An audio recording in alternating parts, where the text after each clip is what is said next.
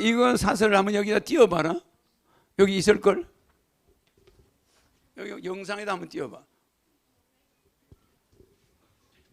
내가 잠깐 읽어드릴게요. 난 지금까지 남들과 달리 이분이 유명하신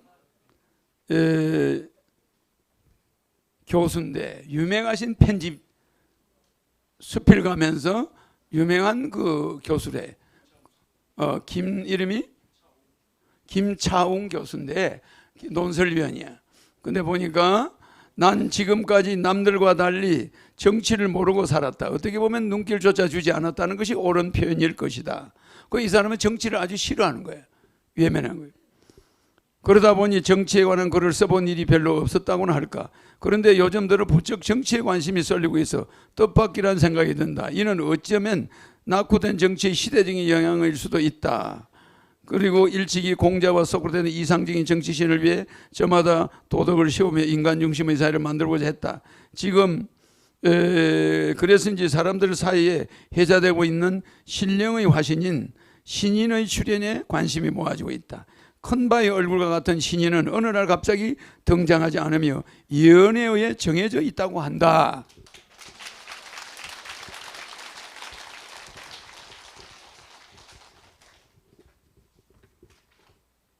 짤막하게 일러드릴게. 이 사람이 하는 의도만 보면 되잖아, 그죠? 신인의 등장은 문헌에 나타나 있으며 이는 삼국유사를 보면 알 수 있다. 삼국유사에도 허경영이 온다는 게 나와 있어요. 그 다음에 환웅은 신화에 나오는 전형적인 신인이다. 환웅은 한인의 아들이며 환웅 이야기가 쭉 나오죠. 네.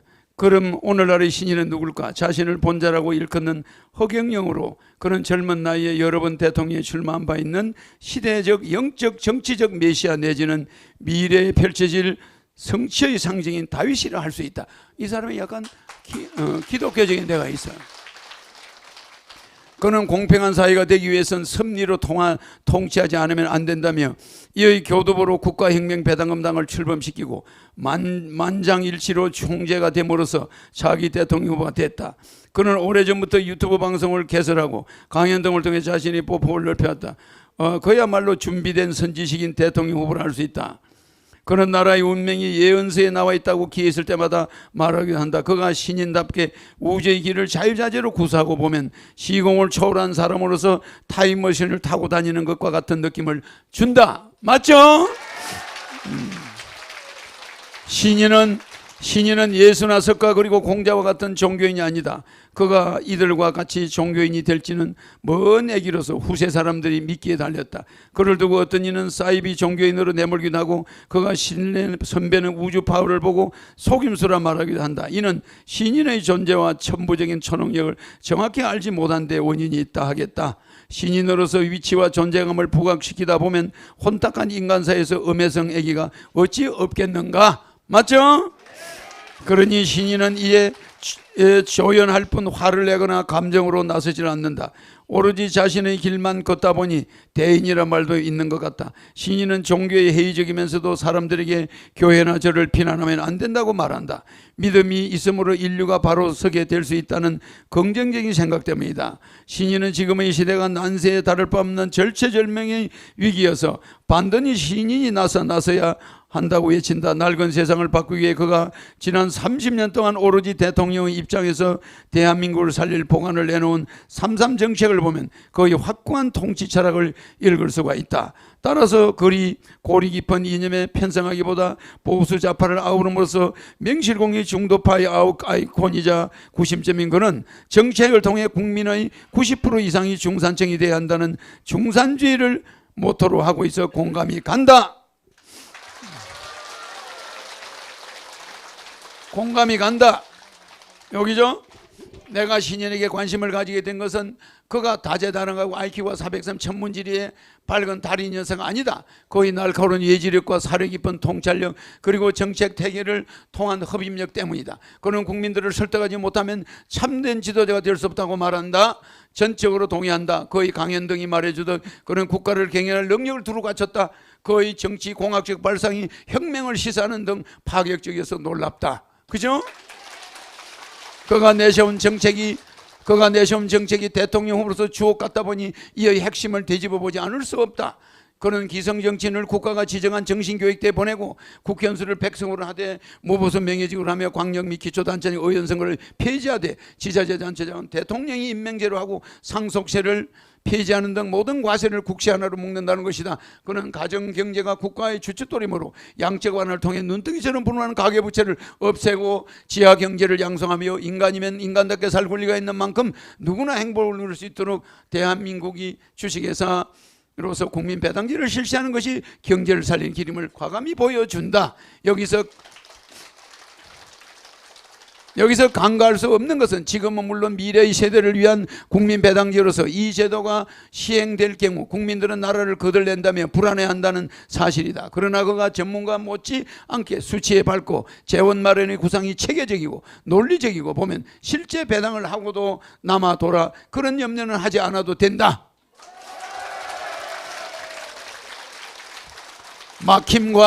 막힘과 거침이 없는 신인을 보면 볼수록 끌림이 있다. 그는 사람들 앞에서 오링 테스트로 강림한 신답게 우주의 에너지를 듬뿍 넣어준다. 그 기는 병든 몸을 잡아주고 현대의학으로도 풀 수 없는 인간의 수명을 연장시키기까지 한다. 어찌 신비하다 하지 않을 수 있겠는가. 이렇듯 기를 마음껏 다스리면서 그가 어떤 존재인지 세인의 관심사로 떠오르고 있다. 그를 알면 그의 과거가 잔잔한 감동으로 다가온다. 그는 태어날 무렵 조실 부모했으며 쭉 나오죠, 그죠? 내가 고생한 것 쭉 나오죠. 이 사람이 내에 대한 이야기를 쭉 해요.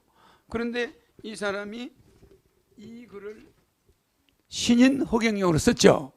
그럼 이게 신문에 칼럼으로 썼는데 양이 되게 많아. 올려봐, 쭉 올려봐, 쭉 올려봐. 양이 엄청 많죠.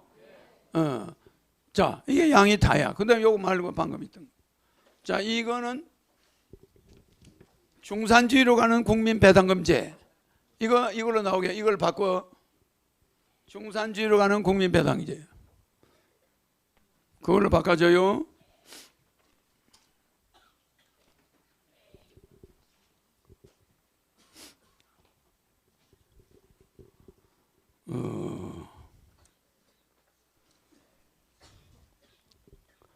중산주의로 가는 국민 배당제 없어요?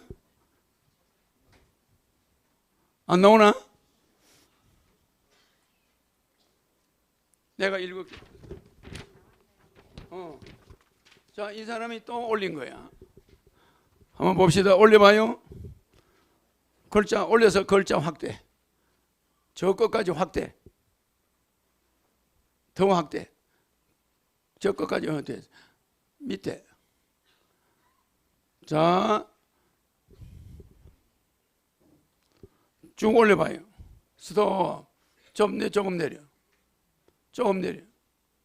시간이 거듭될수록 거의 강연이 점입 강연이다. 조금 내려봐. 황급히 들판이 가을거지로 한창이더니 어느새 가로수 은행나무가 떨어진다. 어영부영하는 사이 벌써 12월이다. 2010 한 해도 잠시 어서는 지난날 상기해보지만 시국은 도통 나아진 게 없고 안보 불안에 정치 경제가 바닥권을 헤매고서 마음이 마냥 어둡다. 진품 명품 등이 아니면 텔레비전을 잘 보지 않는 것도 그런 이유에서다. 이 사람 텔레비 안 본다 소리야. 그럼 이 사람 텔레비 보는 건 진품 명품 도자기만 본다는 거야. 그죠? 그 사이 유튜버가 자리를 메웠고 그 중에서도 깊은 감명을 주고 있는 본자 허경영의 것은 빼놓지 않고 듣는다. 내가 어제 서울대에 나온 유명한 의사가 뉴욕에서도 굉장히 뉴욕 대학교 총장을 할 정도고 우리나라 대학 총장 물망에 올라 있대. 그런데 병원을 하고 계셔. 우리나라에서. 미국에서 18년 만에 오가지고. 그런데 그분이 이번에 국가혁명당으로 국회의원을 나가겠다고 날 찾아왔어요. 그런데 그분이 병원이 동두천에도 있고 분당에 용인에 있고 그렇대요. 그런데 이제 성공한 사람인데 국내 들어올 때는 대학 총장 때문에 들어왔는데 그냥 지금 병원을 하고 있대. 그런데 국가혁명당으로 국회의원을 나가겠다고. 너무 내 공약이 너무 마음에 든다고 해서 그 사람이 벤츠를 타고 찾아왔어요. 운전수도 있더라고. 데려왔는데 내한테 와서 어제 왔어요. 그래서 이제 공천을 해주기로 뭐 그래 했는데 오늘 며칠 안에 예비 후보 등록을 하겠대. 근데 이분이 뭐라 하냐면은 자기가 나가면 100% 붙는데요.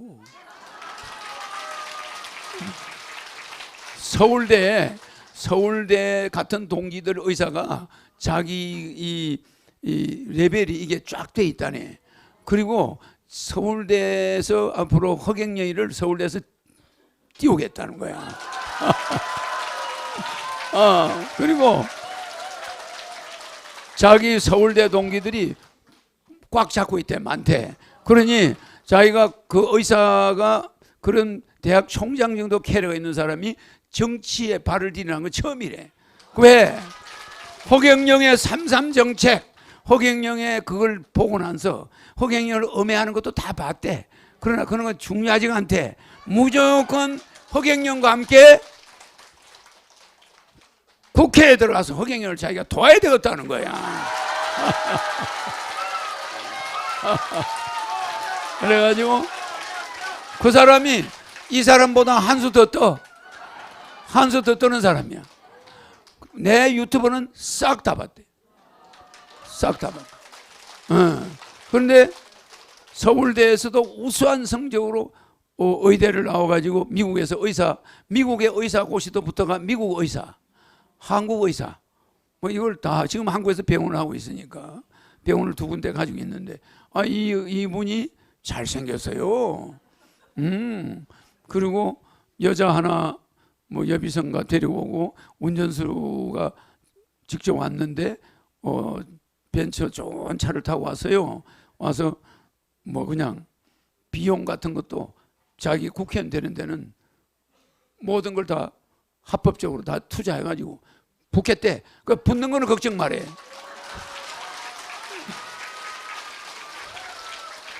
허경영 씨 도움 하나 없어도 무조건 당선된다네. 그리고 자기가 국회에 딱 들어가면 무조건 국회의장 후보로 나가겠대. 그래. 근데 굉장히 박력 있고 매력적이에요. 그걸 자기가 왜 국회의장이냐? 허경영을 도와야 되니까. 그래가지고 우리한테 의사가 많이 오잖아요. 유난히 의사가 지금 뭐 유난히 의사가 많은데 이제 아주 그냥 서울대 우두머리 의사가 왔어. 내가 말이야 한 1시간 이야기하면서 내가 폭 빠져버렸어. 매력적이에요. 근데 무조건 허경영을 대통령 만드네. 자기가 국회를 흔들어 버리겠대요. 이 사람이 진품맹풍만 텔레비전 볼 때만 잠깐 보고 텔레비 안 본대. 그 사이 유튜버가 자리를 메웠고 그 중에도 깊은 감명을 주고 있는 본자 허경영의 것을 빼놓지 않고 듣는다. 내가요 요새 길에 나가면 악수하는 사람과 유튜브 잘 보고 있습니다. 이게 인사예요.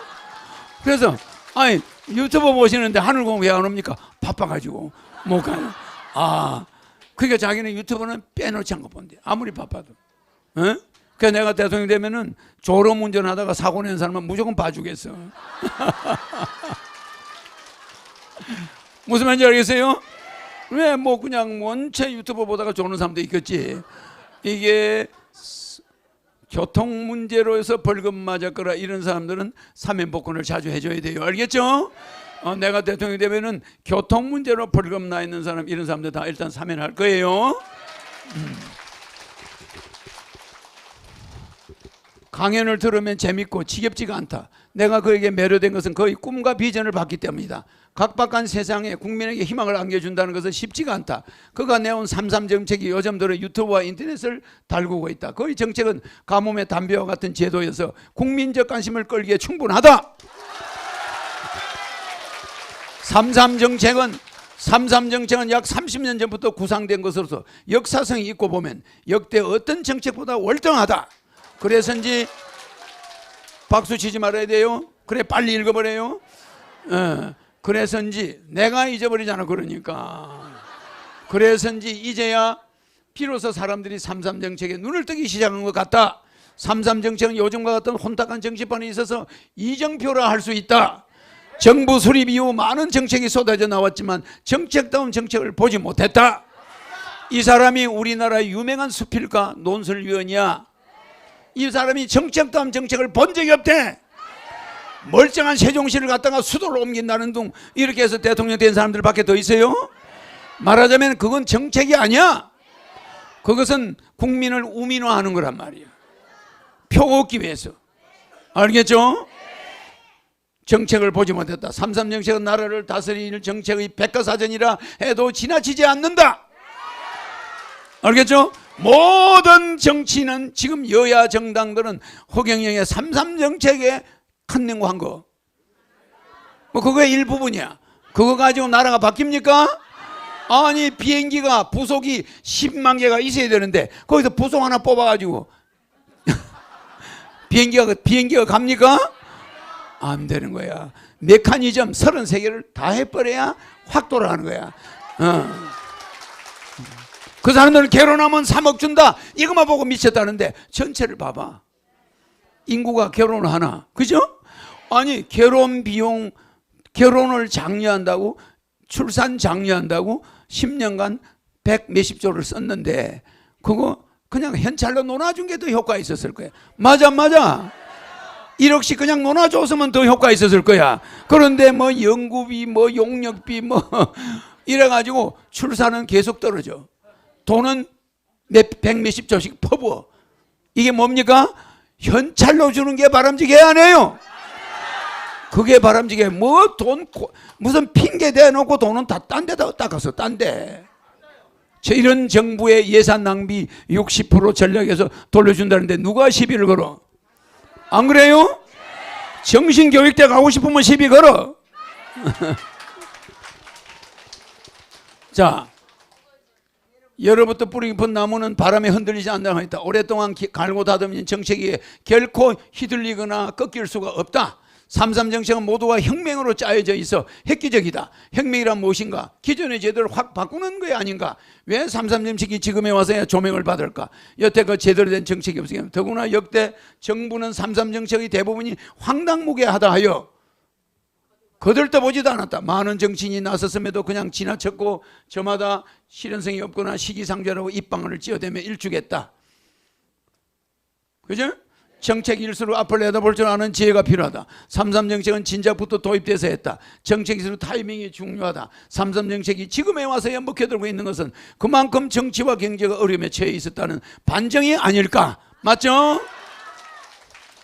3.3 정책은 제갈량의 기도 끝에 불어닥친 동남풍에 비견된다. 이 사람이 뭔가 아는 사람이야. 제갈량이가 전쟁을 하는데 마침 화공풍을 쓰는데 불로 적을 태우는 걸 쓰는데 마침 동남풍이 불어가지고 그쪽 놈들이 그냥 불에 맞아가 다 죽는 거야.